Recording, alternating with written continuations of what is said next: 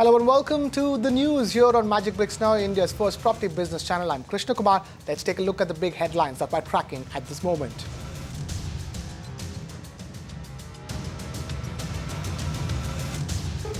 India's biggest companies are vying to make Bandra Kurla complex smart. Magic Bricks Now gets you exclusive info on just who is in the running to back this mandate.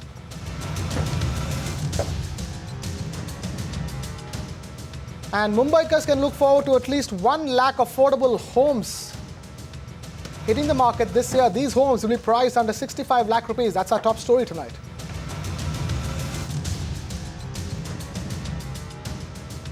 There's good news for Bangaloreans. The much delayed Peripheral ring road, which will connect Hosur to Tumkur, could finally take off. The BDA plans to now build it through the public-private partnership route.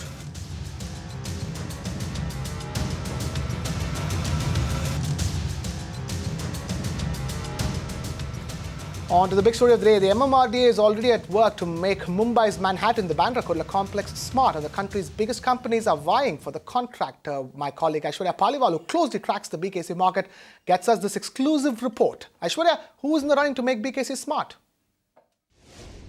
Two of India's biggest companies are vying with each other to make BKC smart.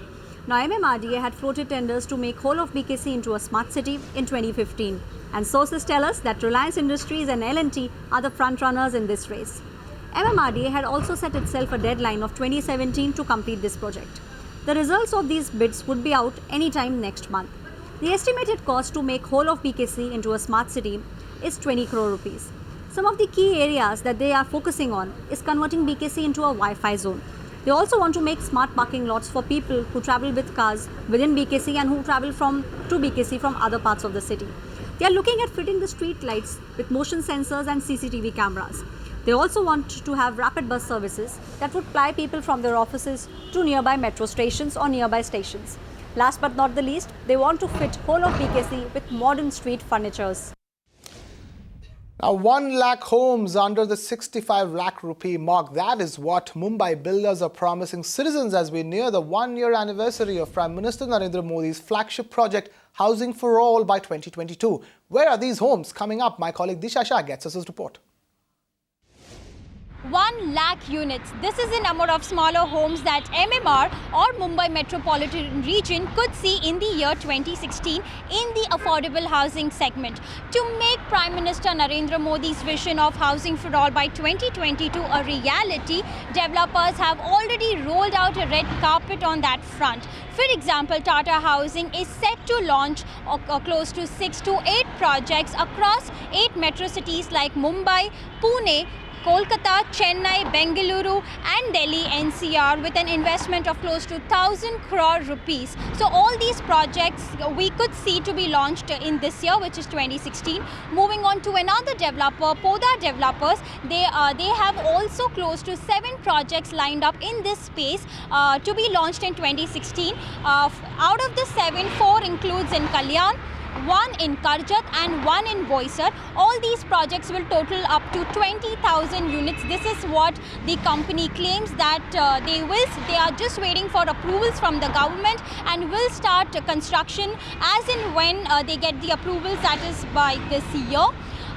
Thirdly, we also saw a few top-notch developers pouring into this segment. For example, Paradise Group, which has been making luxury homes till now, has also ambitious plans to launch in this particular space, and they are planning to launch close to 500 to 1,000 units in this particular segment in Navi Mumbai, and they also plan to start construction in 2016. So like I said, 1 lakh units in the year 2016, close to 30-40 projects in this affordable housing space. So 2016 seems to be a year of smaller homes for home buyers like you and me.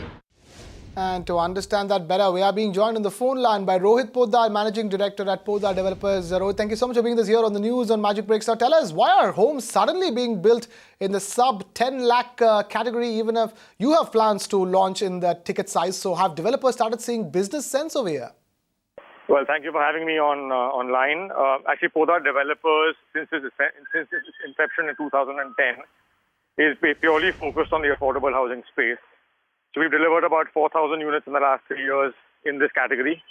So it's not a new, it isn't a new business line for us in that sense. We continue to launch more projects within this affordable housing space because that's already we do. The demand-supply gap, to answer your question, is clearly in the economically weaker section category, which is basically a one-room kitchen. So if you take 300 square feet as an approximate area for the apartment, then you're looking at a sub 10 lakh rupee apartment in the suburbs of Mumbai at least. In other parts of India, it may of course be cheaper, but not substantially cheaper, probably in the 6 to 10 lakh rupee category also. So developers are realizing that basically this is where the demand-supply gap is. If you want to do volume business from a manufacturing model perspective, then this is where you need to position your company. All right, Rohit, it's been a year since Housing for All by 22 was announced by Prime Minister Modi. So what has changed on the ground on the policy front which incentivizes you to, as a developer, to make affordable homes? Well, we are strictly an MMR player. So, of course, different states have different policies for affordable housing. The most forward policies being Rajasthan and Madhya Pradesh, where you've seen a lot more housing stock come up in the affordable housing space. Maharashtra has not yet revised its norms for affordable housing, but I believe the new Chief Minister is very serious about making it easier to launch projects in this space. And of course, various industry bodies like NAREDCO, MCHI, and PIATA are in conversation with not only the Chief Minister, but also his leading bureaucrats to figure out what can be done at the policy level to fast-track this process. Our contention as an industry body is that we should get single window clearance, which is long overdue, as a basic fundamental starting point. And we've also said that if Rajasthan and Madhya Pradesh have successful affordable housing policies, then why can't we also, as a BJP Shiv Sena ruled state, adopt similar policies, if not the same? So I think we're all looking forward to the ease of doing business happening in the affordable housing space. Currently, there's no change in it whatsoever. It's as difficult to launch an affordable housing project today as it's been for the last many years. But we are hoping that in the next few months, the Chief Minister, given his level of seriousness for this space, will make sweeping changes to the approval process. All right, Rohit, what we're trying to understand over here is that why is this category picking up exactly in an environment like this? Is this purely because of market dynamics, Rohit? I think we have certain players in the affordable housing space that are pure play affordable housing companies like us. So irrespective of the market dynamics, that's our focus. But as a part of a larger market, this is not the first recession that we've had in the real estate space. Markets go up and down. But there's certainly been a significant slowdown in sales over the last 12 to 18 months, maybe 24 months. And in periods like this, you always see developers selling smaller sized apartments. So be it smaller size luxury flats or smaller size mid-income housing flats, they gravitate towards items that are, inventory that sells much faster than the others. So it's of course a question of them rejigging their portfolio to sell more affordable flats from an absolute value perspective. But I think for the affordable housing space in particular, given the amount of publicity that's been made for housing for 2022, the business community realizes there is a big opportunity from a business perspective as well. So they're taking it more seriously than ever before. Rohit, one last question before I let you go. Do you think that this push from the developers' end to sort of cater to the market and keep ticket sizes in that range and concentrate on affordable housing, will this be that crucial factor that brings back all the fence-sitting home buyers back into the market? Well, I don't think if a house is affordable, customers will certainly buy it. The question has been that to produce an apartment in Mumbai that's sub 10 lakhs, you have to go to the distant suburbs of Mumbai. And then the question becomes mass urban transport. How long does the customer take to reach his place of work and back? What is the quality of life that his children and his wife have when he's not there? What is the social support system, education, healthcare, all these questions. So if you really want to make affordable housing, for example, in Mumbai, viable, it's a combination of many things. But obviously for greenfield projects, you need a faster train connectivity speed, frequency as well as speed. They're trying to do whatever they can, but I believe train frequencies are increasing anytime soon.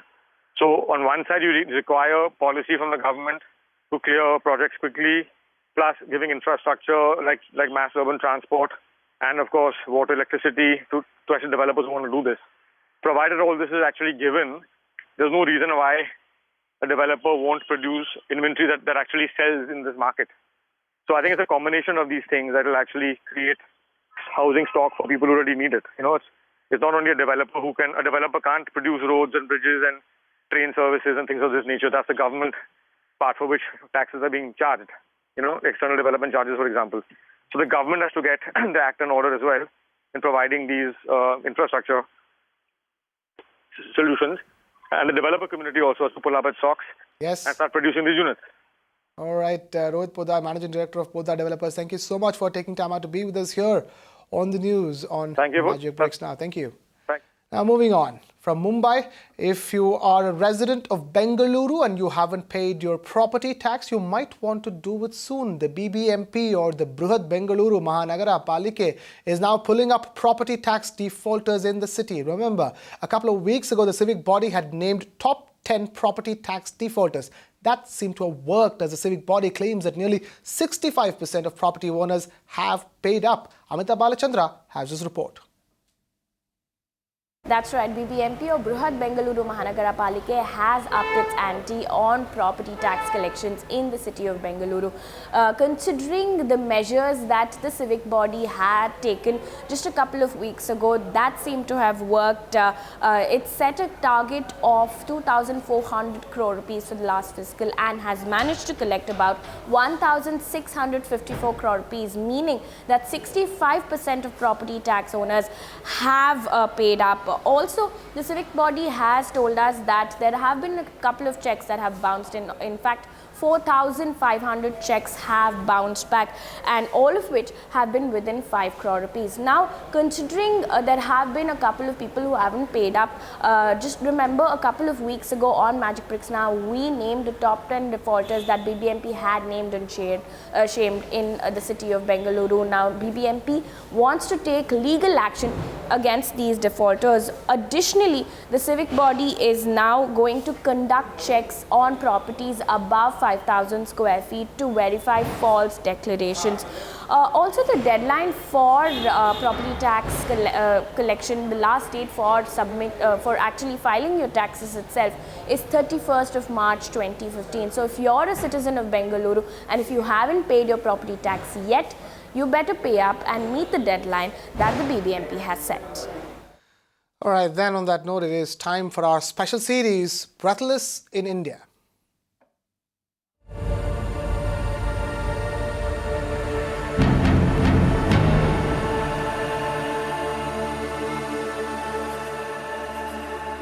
Time for Realty Inc. in Delhi NCR to do their bit to reduce air pollution. Developers might be asked to sign mandatory green contracts before they can start work on their projects. We have Deepa Rana getting us the details. Deepa, take us through the blueprint. Yes, that's correct. We all know about the rising pollution in Delhi. Delhi has taken its own measures, and now the Greater Noida Authority has come up with certain norms which the real estate developers will have to comply to. The green norms, including that you will have to cover up buildings, you'll have to sprinkle water, and the tires of the trucks will have to be washed.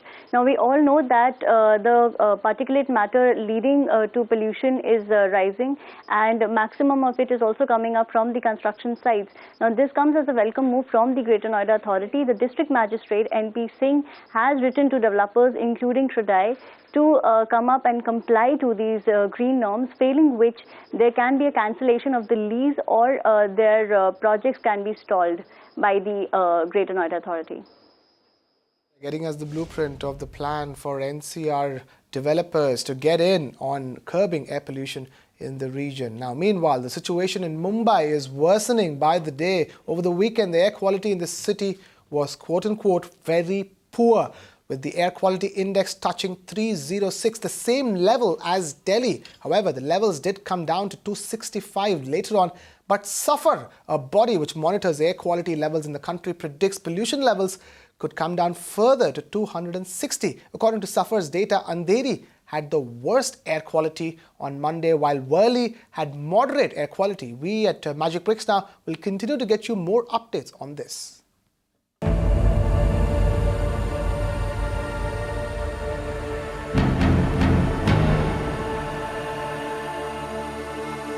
Time now to take a look at some stories hitting the headlines in the property market. Super Tech has paid PE fund Xander 415 crore rupees for a partial exit from its Gurgaon project. Bankbazaar.com has launched a new scheme to aid Chennai flood victims, and Unitech's top bosses have gotten interim bail from a Delhi court, and the construction of the Delhi-Gurgaon Expressway has hit another hurdle. Here's a look at all these stories in brief. Supertech has paid 415 crore rupees to private equity fund Xander for partial exit from the company. Xander had invested in the Noida-based builders Gurgaon Township project a year and a half ago. The private equity firm had invested 400 crore rupees at the time, in two parts of 300 crore rupees and 100 crore rupees through a structured debt transaction. Bankbazaar.com has launched a new scheme to help the flood-affected citizens of Chennai. The company, through the scheme titled One Loan, Two Homes, will contribute 1,000 rupees to an NGO on every home loan disbursed between Jan 1st to 31st March 2016. The money they collect through this scheme will be donated to Habitat for Humanity India, an NGO that builds homes and provides housing-related services to low-income marginalized families across India. These funds will be used to build disaster-resilient homes for people affected by the floods. More delays are set to hit the construction of the Delhi-Gurgaon Expressway. The construction of 3 underpasses at Rajiv Chowk, Signature Tower and Ifko Chowk are likely to get delayed since 3 separate patches of forest land are coming in the way of the construction. The Gurgaon Municipal Corporation also hasn't changed the status of the land yet. Unitech chairman Ramesh Chandra and 2 other managing directors were sent to 14-day judicial custody for allegedly being involved with cheating. A chartered accountant filed the complaint along with his partner, who claimed to have booked a property in Habitat Apartments in Greater Noida, developed by Unitech, but were not given possession. 4 top officials of Unitech have been granted interim bail by a Delhi High Court. Now in Bengaluru, Tumkur will get closer to Hosur as the much-delayed construction of the Peripheral Ring Road could begin soon. The BDA, or the Bangalore Development Authority, plans to execute it via PPP, or a public-private partnership mode. Amita Balachandra gets us this report. Yeah, it definitely looks like there is some ray of hope coming in for residents of Bengaluru, especially with the BDA or Bangalore Development Authority inviting tenders, especially global players, for its Peripheral Ring Road project. It's been 2 days since the ad has been put out for this project itself. Now, this project is going to cost about 11,950 crore rupees, for which land acquisition has already taken place. Remember, land acquisition for this project was the biggest challenge that the civic body had to face a couple of years ago, and this has been sorted out now. However, compensation charges for people of these 51 villages has not yet been sorted out. About 8,100 crore rupees is yet to be sorted out. Now, talking about the project itself, it's a 116-kilometer stretch that we're talking about, but phase 1 of the project has been restricted to 65 kilometers, starting from Hosur Road to Tumkur Road, which are 2 big highways in Bangalore. Also, this will have various touch points like Old Madras Road, Sarjapur Road, Bellary Road, other highways in Bangalore. But the biggest objective of this project is to ease traffic, to decongest Outer Ring Road, which is such a big problem now. A couple of weeks ago, we did see residents of Outer Ring Road come out in the open protesting about poor infrastructure, traffic issues in the area. All of this is going to be solved. So we're looking at 2 things here. One is easing traffic in Bangalore, which is going to come as such a big relief for residents of Bangalore. Second, of course, is to ease connectivity in the area, especially because these areas are IT concentrated areas. So in a city that is grappling currently with poor infrastructure and traffic issues, this move is going to come as a welcome relief. From Bengaluru to Navi Mumbai, then, where the new year has begun on a high. Mumbai's erstwhile satellite city is all set to take its spot in the sun this year, with work expected to begin on a slew of mega infrastructure projects. Ruchi Deshpande tracks that market and she gets us the details. Ruchi, time for Navi Mumbai to take off, isn't it? Indeed, 3 mega infrastructure projects, one entire new city and one deadline 2019. That's right. This is what CIDCO or the City Industrial Development Corporation that is in charge of Navi Mumbai South's development has in store for the next 3 years. Coming to the first of it, the new city called NANA or the Airport Notified Influence Authority will consist of, will be a 5,604 kilometer city that will include parts of Thane as well as the Raigad district. It will have 23 new smart towns. The phase 1 of this city has already been, the development for which has already started, and it will develop by 2019, where we will see the first 3 towns come up. Now, the 3 projects that will come up around the city include the Mumbai Trans Harbour Link, the Navi Mumbai Metro as well as the Navi Mumbai International Airport. Just to give you a bit of a detail as to what these projects will look like, the Navi Mumbai International Airport will ease the congestion, the air congestion that Mumbai is currently facing. And in terms of development, this 34,000 crore project will see the pre-development stage begin the next month, that is February 2016. And CIDCO has told us that the first flight from this airport will take off 3 years from now, that is in 2019. Coming to the 22-kilometer Mumbai Trans Harbour Link that will connect the cities of Mumbai and Navi Mumbai, this 11,600 crore project will see tenders being laid 2 months from now, that is in March 2016, and the deadline for this will be the same, that is in 2019. Ruchi Deshpande there telling us why Navi Mumbai is all set to take off. Thank you so much for bringing us that update. And obviously, all that infrastructure boom will have its ripple effect on the real estate market as well, which is precisely why we are discussing this at length on the Urban Debate tonight. Joining us, or joining me, will be CIDCO's Managing Director Sanjay Bhatia and the Chief Executive of L&T Realty, Shrikant Joshi. So if you have any query about the Navi Mumbai market, make sure you tune in and call us, and we will get you the answers from our panelists.